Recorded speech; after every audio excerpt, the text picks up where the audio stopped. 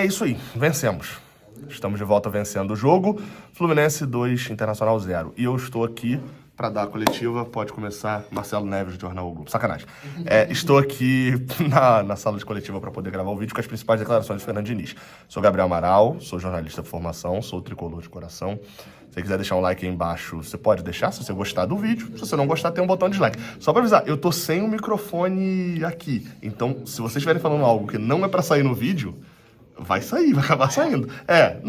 Não que esteja me atrapalhando. Ah, tá. Então tudo bem. Não, porque às vezes vocês estão de segredinho aí falando dos outros, aí depois tá no vídeo, a culpa é minha. Falando em culpa minha. A primeira, obviamente, o primeiro tema, o primeiro pra poder falar. O primeiro tema pra poder falar. Falando sério, sou um jornalista sério. Mas falando sobre o Fernando Diniz. O Diniz falou, e eu vou responder antes de ter a resposta dele, né? O Diniz falou, aqui foi a primeira vez que ele falou mais a Vera, né? Ele tinha falado no Sporting Cristal, mas falou hoje mais a Vera sobre a situação de todas as notícias publicadas. Por mim, né? Finalmente alguém falou das notícias publicadas por mim, né? E não das notícias publicadas por um monte de gente, que era principalmente a situação do Marcelo. Você deve lembrar, 2 semanas mais ou menos, publiquei aqui no canal um vídeo onde eu detalhava alguns problemas que tinham internamente.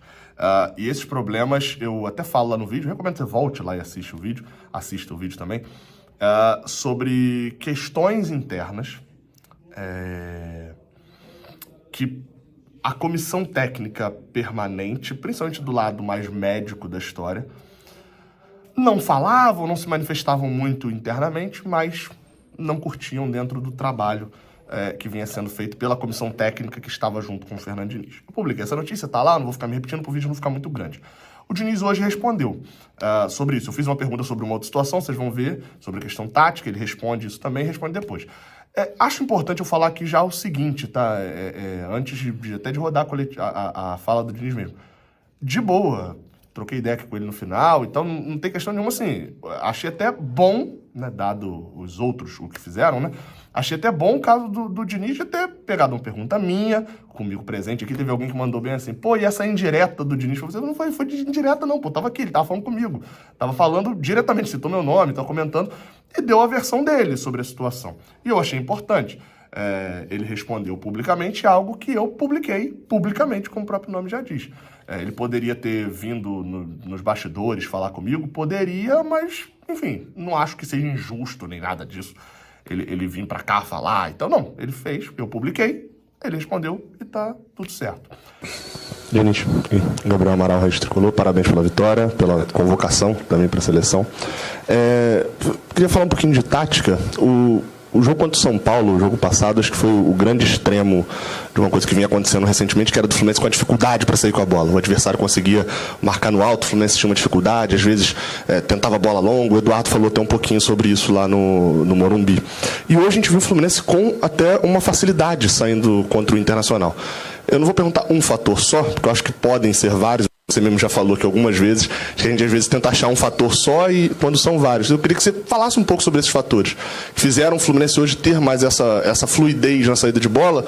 Se foi o Internacional, a postura dele, se foi ter o quinteto defensivo todo completo, se a confiança de jogar em casa, porque o Fluminense é um dos melhores mandantes do campeonato. A quais fatores você atribui ou foi só hoje funcionou e nos últimos jogos não vinha funcionando? Eu acho que tem um pouco de tudo que você falou, mas preponderantemente, contra o São Paulo, foi um jogo que eu não acompanho rede social e nem internet, muito pouco mesmo, e agora praticamente nada, né? Para eu ficar meio isento e poder tocar a minha vida da melhor maneira possível. Mas provavelmente as críticas que a gente recebeu contra o São Paulo, elas foram até insuficientes, porque o time merecia todo tipo de crítica. A maioria delas, assim, como sempre, aponta muito no lugar errado, né? Que é a crítica fácil. Então o problema era sair jogando. E eu estou escutando isso faz 14 anos. Eu saí do Votorati, estou no Fluminense e hoje estou inteiramente na seleção brasileira. Mas as pessoas não aprendem. Se acontecer de novo, vai botar a culpa onde é parte da solução, a parte tática. Então hoje eu acho que preponderantemente o time ele entrou muito agressivo, muito solidário. Jogar futebol, a parte tática para mim, é quando as relações humanas elas conseguem dentro do campo acontecerem. O nosso jogo é um jogo muito solidário, precisa de muitas coisas, precisa de vontade para fazer, precisa de disposição para fazer, precisa de inteligência para fazer. Então essas qualidades humanas, elas faltaram no jogo de São Paulo. Aí a parte tática ela não funciona. Quando falta essas coisas, a parte tática não corrige. Essas coisas, quando tem, ela corrige falha tática. Mas falha tática não é corrigida, falta de interesse em ganhar, a parte tática nunca corrige esse tipo de falta. Ao contrário, sim. Quando a gente está com muita vontade, muito focado, jogando de uma maneira solidária, a gente pode errar alguma coisa taticamente, porque a gente errou hoje. Taticamente sempre tem erro, mas a gente corrige de uma outra forma. Porque essas coisas são mais importantes que a parte tática. Mas eu vou aproveitar a sua pergunta para falar um pouco de comportamento. Você sabe que você é um cara que eu respeito muito. E eu acho que a gente tem que aproveitar esses momentos. Não sei se vai adiantar muito, mas acho que é obrigação minha como pessoa falar. Tá? Aí 15 dias atrás, se as pessoas achavam que o ambiente era muito ruim no Fluminense, não jogaram um pó mágico e ficou bom. Então sustentem as coisas que vocês falam. Não fica ao sabor das vitórias e das derrotas, porque é muito ruim viver assim, Gabriel. Muito ruim. A gente fazer mais do mesmo, uma sociedade doente, que fica vendo isso. Essa maldição do resultado. Então não pode perder, porque se perder todo mundo é ruim. Aí quando o torcedor faz o que faz, acontece esses casos que a gente vê que extrapolam, a gente acha que ninguém tem culpa. A culpa é só de quem está fazendo. Todo mundo alimenta esse tipo de coisa. Aqui o ambiente nunca foi ruim, eu te falei mais uma vez, eu acho que alguém falou que se sustentou. Eu não sou um cara de mentir. Ambiente ruim nunca teve. Como é que o ambiente vai ficar bom do dia para outro? Só porque ganhou ficou bom? Muito pelo contrário, o ambiente é tão bom, mas tão bom, que ele soube saber passar essa fase tão ruim que o Fluminense passou, que está passando ainda, de hoje, vai ter de Flamengo domingo, a gente não sabe o que vai acontecer. Aí se perdeu o jogo, e aí acontece alguma outra coisa do outro jogo, que pode ganhar, perder ou empatar, todos os jogos. Aí o ambiente vai estar ruim, aí a gente vai arrumar coisa assim, você não se dá bem com o pessoal da comissão permanente, pô, não tem sentido uma coisa levantar esse tipo de questionamento. Aí você pega fontes assim, já falei mais de uma vez, penso que, como leigo falando de jornalista, se o médico é curar, o jornalista é apurar a verdade. Então assim, se é muita coisa que não é verdade, isso vai ficar alimentando o torcedor de desinformação. Então a gente presta um mau serviço para a sociedade quando faz esse tipo de coisa. E não é bom viver desse lado assim. Isso é o que faz a gente perder muito jogador de futebol, a gente perder treinadores, que assim que vai fica aquele ambiente ruim, aí se sai e acontece uma sequência de resultados ruins, sai o treinador, sabe o que fica parecendo? A verdade que não era. Aquilo vira verdade. E nunca foi verdade. Por que a gente não muda? E o dia que for vai ser, mas vai apurar, porque não foi. Absolutamente não foi. Eu jamais ia chegar aqui e falar isso se tivesse acontecido o que foi noticiado. Jamais iria falar. Ia deixar passar, poderia ser que eu não falasse nada, ou confirmasse, mas assim defender não. Então aqui nunca teve ambiente, pode ser que um dia eu nunca tive ambiente ruim no Fluminense nem em 2019, que a gente perdeu, muito pelo contrário. O ambiente é bom, as pessoas são boas, os jogadores são solidários, o Marcelo está cada vez mais inteirado com o time. E é isso que a gente tem que falar. Então assim, lá atrás, assim, se for mesmo isso que eu estou falando, pegue e divulgue com a mesma ênfase que você e outros assim colocaram naquela semana, porque assim, senão não tem graça. Senão a gente fica ao sabor do resultado, ao sabor do resultado, ao sabor do resultado. Aí quando ganha é bom e quando perde é ruim. Quando ganha é bom, quando perde é ruim. Isso está sendo muito ruim faz muito tempo, futebol brasileiro. Você sabe que eu te respeito, que eu gosto de você, eu te trato com educação. Mas quando você faz esse tipo de coisa, parece que não, mas você acaba contribuindo para uma coisa que pode acontecer e terminar numa coisa ruim que talvez você nem queira. E eu quero o melhor, não só para você, mas para todo mundo que está aqui. A minha relação com vocês é ótima, eu não sou de responder jornalista. Eu fui muito criticado a minha carreira inteira, muito criticado. Nunca fiquei assim com o embate, eu acho que as pessoas falam o que querem e eu vou fazendo aquilo que eu acredito. E vou seguir assim. Tá? Já tô aqui do outro lado. Que coisa, já tô em casa. Porque dois motivos, na verdade. Um é porque teve uma notícia nova que eu achei interessante colocar nesse vídeo, como eu não consegui gravar ontem, eu achei interessante colocar essa notícia nova nesse vídeo. Eu tô gravando pelo celular, então tô um pouquinho longe no monitor aqui. E também para comentar essa questão do Diniz. Assim, como a fala dele foi bem extensa, eu acho importante eu destacar só alguns pontos. Assim, o primeiro ponto assim, tá tudo de boa comigo e com o Diniz. É importante eu reforçar isso, tá? Quando acabou ali a coletiva, eu fui perguntar um negócio ao assessor lá sobre o jogo do Argentino Júnior e tal. O Diniz passou assim depois e falou: Gabriel, tamo junto, um abraço aí, não é nada pessoal. E beleza, a gente trocou uma ideia ali, não tem nada de pessoal não, tá? Isso Eu publiquei uma notícia, o Diniz respondeu publicamente na oportunidade que teve. E eu achei até que foi um gesto de respeito ali, não sei se é respeito, mas do Diniz ter respondido, esperado uma pergunta minha, para poder me responder ali ao vivo. Foi show de bola, não teve problema nenhum, não tem nada não. E aí vale reforçar só um ponto que é assim, sobre isso foi de boa, é a resposta do Diniz, é a versão dele. Só vou pegar 3 pontos ali do que ele falou para poder reforçar. Que ele fala uma frase que virou até manchete, sustentem o que vocês falam. E pouco depois ele fala, me falaram que você sustentou. Então, assim, eu sustentei,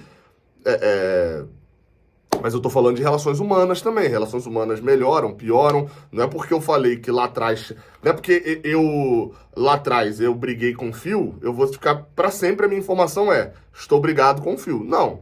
Se eu tiver uma informação de que o ambiente melhorou, eu publico que o ambiente melhorou. Essa é a questão, entendeu? Não preciso morrer abraçado numa notícia de um tempo atrás, não. Então, assim, mas o que eu publiquei no dia, eu sustento ainda. Tá, e ele também falou assim, o ambiente aqui nunca foi ruim. E aí, depois, num outro trecho, ele fala, falando como se eu tivesse falado, né? Você não se dá bem com a comissão permanente. No caso, o Diniz não se dá bem com a comissão permanente. Eu não falei que o Diniz não se dava bem com a comissão permanente.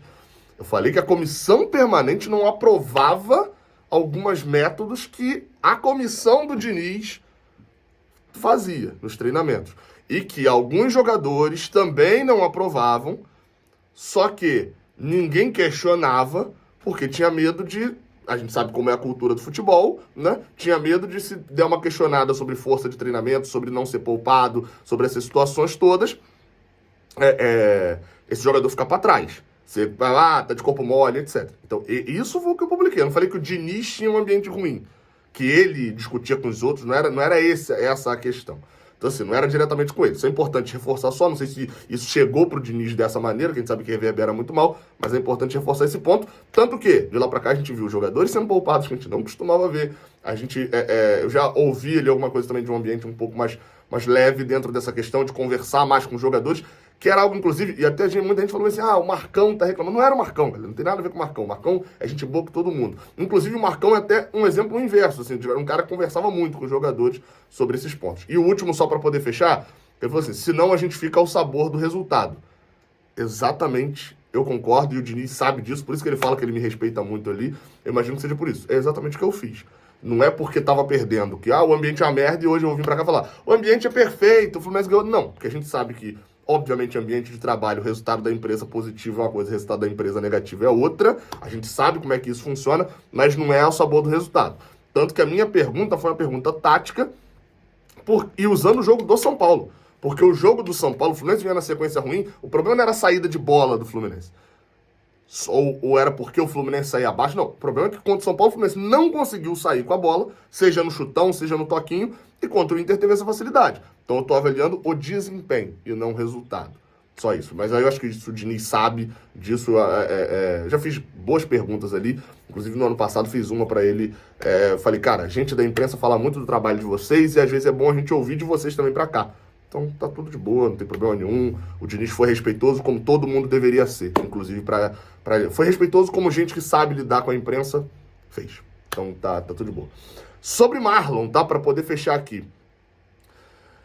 O Lessa deu notícia no dia do jogo, o GE deu notícia ontem também à noite, quase de madrugada, na verdade. O retorno de Marlon tá bem perto pro Fluminense, tá? Basicamente, o jogador já deu sinal verde para poder voltar ao Brasil, e voltando ao Brasil, a prioridade é o Fluminense.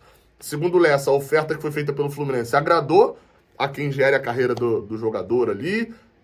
Ou seja, nesse momento o cenário staff quer, né? Empresários e assessores, etc. O staff quer.